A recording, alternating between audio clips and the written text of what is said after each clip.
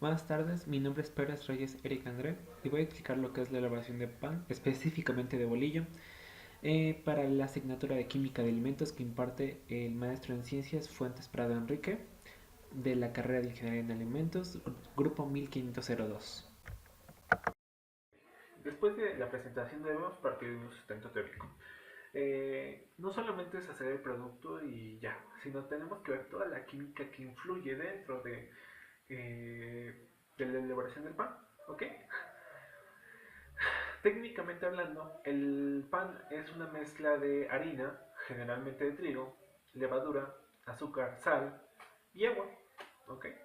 Que se amasa y se cuece en el horno en diferentes tamaños y formas. Y su aromas, textura y sabor va a depender de otros elementos secundarios, ya sea leche, mantequilla o frutos secos. También debemos aclarar lo que vienen siendo los componentes del pan.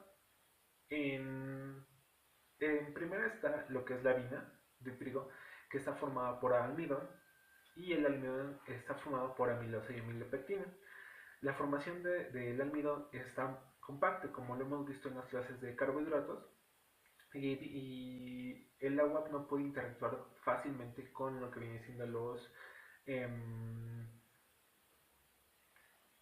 grupos hidroxilos del almidón, ya que están al interior o que su estructura no puede interactuar tan fácilmente, ¿me entienden? Y es por eso que al momento de nosotros añadirle agua a la harina, no vamos a ver que se mezcle o que se hidrate tan fácilmente. A los ojos de nosotros nos hidrata como tal, ¿ok? Pero sí necesitamos ciertas especificaciones para que el almidón pueda gelatinizarse. Esa gelatinización la explicaré a posterior, ¿ok? Después tenemos lo que es el gluten. El gluten son proteínas de pequeño tamaño, em, perdón, contenidas exclusivamente en la harina de distintos cereales, generalmente de trigo, pero también en el centeno y la cebada, y que están compuestos por gliadina y glutenina. Por otra parte está la levadura, que son hongos microscópicos unicelulares importantes por su capacidad de fermentación en los carbohidratos, es decir, principalmente en los de la harina de trigo, en este caso, ¿ok? Y produciendo distintas sustancias. Durante el amasado, al combinar la harina con el agua, las proteínas de la harina formarán el gluten por medio del almidón. Este diluye el gluten dando consistencia a la masa y la activación de ciertas enzimas, ocasionando que el almidón se rompa formando azúcares fermentantes. La levadura metaboliza dichos azúcares bajo condiciones anaeróbicas que prevalecen en la masa, generalmente así, generando así alcoholes y ácidos que darán sabor a la masa y dióxido de carbono como desecho. Si nos hemos dado cuenta, en el pan hay ciertos circulitos al interior al momento de morderlo. Compramos una mantecada o una donita o algo por el estilo y vemos ciertos circulitos. Es ahí donde se encontraba el CO2 y que fue retenido. Voy a explicar por qué se quedó retenido, ¿ok? Y acumulado al interior de la masa debido a la capacidad del gluten, lo cual ayuda a generar la estructura esponjosa del pan, como estaba diciendo hace unos momentos, ¿ok? En la fase del horneo, conforme va aumentando la temperatura, las células de la levadura se hacen más activas por poco tiempo, produciendo más CO2 y este se expande al calentarlo. Cuando se llega a una temperatura de 60 grados centígrados, las células de la levadura se inactivan y se gelatiniza el almidón. Es decir, para que el almidón pueda absorber agua necesitamos unas ciertas temperaturas, entre 60 a 70 grados centígrados. Y la estructura, que como lo había dicho, está tan compacta, se empieza a como que abrir, si lo podemos llamar en ese estilo, y las moléculas de agua pueden interactuar. Pero ahí viene el detalle, ¿ok? Voy a explicarlo. Si perdón, se gelatiniza el almidón. Luego de ello, las proteínas se coagulan, es decir, que se desnaturalizan y en donde y liberan agua. El agua que habían atrapado al inicio del amasado lo liberan en el momento del horneado. ¿Y quién es el ingrediente o quién es ahora sí que el agente que lo absorbe? Pues ahora es el almidón que ya está gelatinizado, ¿ok? Y dichas proteínas se unen a la superficie del almidón como una cubierta elástica, manteniendo en su interior las burbujas de gas. A su vez, la amilosa migra de los gránulos, provocando que pierda su estructura cristalina y se ablande y expanda. En la última fase se adquieren cierto color y olor característicos del pan, derivado de la reacción de los azúcares y los aminoácidos, como lo habíamos visto en las clases y como incluso yo lo presenté, la reacción de Maillard, que es a partir de un azúcar reductor y una proteína como tal, ¿ok? Por último, debemos destacar que el pan es un sistema coloidal. Para ser específicos, es una espuma sólida, donde la fase dispersa es el gas y la fase continua es sólida. ¿Ok? Un ejemplo de ello es el helado como tal.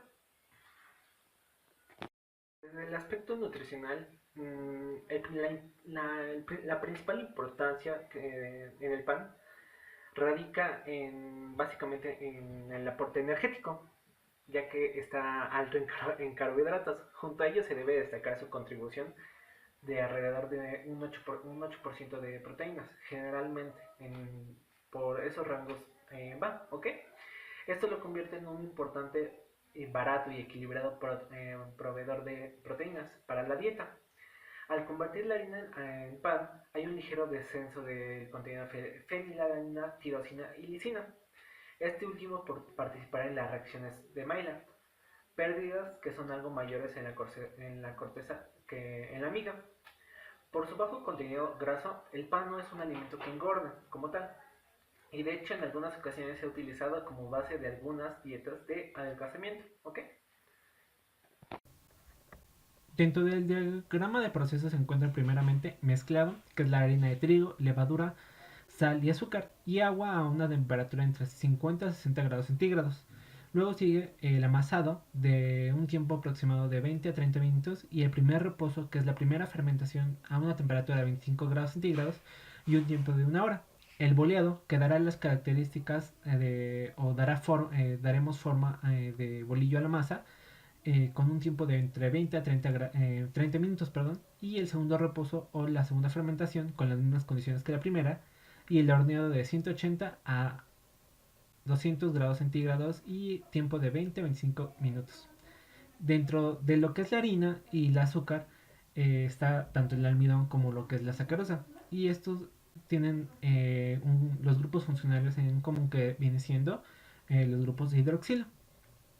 La sacarosa está formada por la glucosa y la fructosa. Dentro del agua, como vemos, se encuentran dos hidrógenos y un oxígeno, y estos van a ayudar a que se formen los ya dichos puentes de hidrógeno. Como lo vemos en lo que es la representación de la glutenina y la gliadina, que al formarse con el agua al unirse, perdón, con el agua, van a formar lo que es el gluten. En los ingredientes y la formulación del producto se encuentran los siguientes. La harina de trigo es el compuesto mayoritario con un porcentaje de 50.06% y la levadura de 0.96%. Debemos tener en claro que la levadura es el ingrediente minoritario dentro de todo esto, ya que un pan con bastante levadura tiende a saber bastante mal. Ok, para hacer la elaboración del pan primero necesitamos cofia, guantes, cubrebocas y la bata. Como ya lo había mencionado, tenemos los siguientes ingredientes, que es la sal, el azúcar, el compuesto mayoritario que es la harina de trigo, la mantequilla o margarina que la vamos a usar para untar tanto el bol como la mesa o la tarja metálica del horno, la levadura y el agua. Primero se añade un tercio de lo que es la harina, de trigo. Luego se añade el azúcar, ahora que es al gusto de la persona, pero específicamente en ciertas páginas que yo consulté se agrega totalmente el azúcar y en estos casos se agrega la mitad de la levadura. Con ayuda de las manos vamos a ir mezclando estos tres ingredientes y poco a poco vamos a agregar lo que es la sal. Hasta que esta mezcla nos dé una, valga la redundancia, una mezcla homogénea al, al ojo humano, ¿no? Luego se agrega el agua tibia y vamos a ver desde este punto de vista que el almidón, como ya lo habíamos dicho, está tan compacto que no permite que el agua pueda acceder tan fácilmente a él. Vemos que se forman gránulos y es necesario agregarle el otro tercio de la harina que tenemos dentro del porcentaje para que se vaya hidratando de poco a poco o en ciertos lados la harina como tal, para ir formando una masa totalmente homogénea que no esté ni pegostiosa ni nada por el estilo, como se muestra. Al momento en que la masa se encuentra en estas circunstancias, nosotros vamos a colocar una tela húmeda. La función de la tela húmeda, que es en el momento del primer reposo, es que eh, la masa absorbe el agua de la tela. No necesariamente la tela debe estar colocada directamente en contacto con la masa, pero va a absorber el agua. Una vez retirado, pasamos a lo que es el boleado. Vamos a dar forma a lo que es el bolillo y es necesario que veamos y tengamos en claro que si la masa está un término coloquial chicloso, vamos a o tenemos que agregar harina, como yo lo hice en lo que está marcado en la tabla color café o en la tabla de madera básicamente. Agregué harina para que este no se pegara en las manos y no fuera tan complicada su maniobrabilidad, pues. ¿Ok? Luego se pasa al segundo, después de bolearlo, se pasa al segundo reposo, como con las mismas condiciones que el primero. Luego paso a untar lo que viene siendo la mantequilla dentro de lo que es la tarja metálica del horno, perdón. Y mientras voy untando la mantequilla, las dos masas yo separé la masa en dos partes para crear dos diferentes tipos bueno, dos bolillos más bien, ¿no? Estos los voy quitando lentamente y luego de que ya los puse, la forma para tener esos picos saliditos del bolillo es ya los panaderos usan un cuchillo y con agua totalmente fría o a temperatura le hacen los cortes.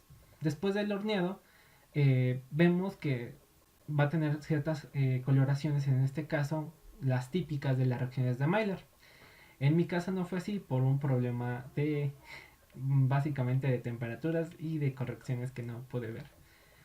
Al momento de abrirlos, hubo zonas que por mi error no se pudieron distinguir, pero podemos darnos cuenta que desde la explicación inicial que yo di, hay algunos gránulos o esferas, si se puede decir así, en el cual estuvieron contenido el dióxido de carbono.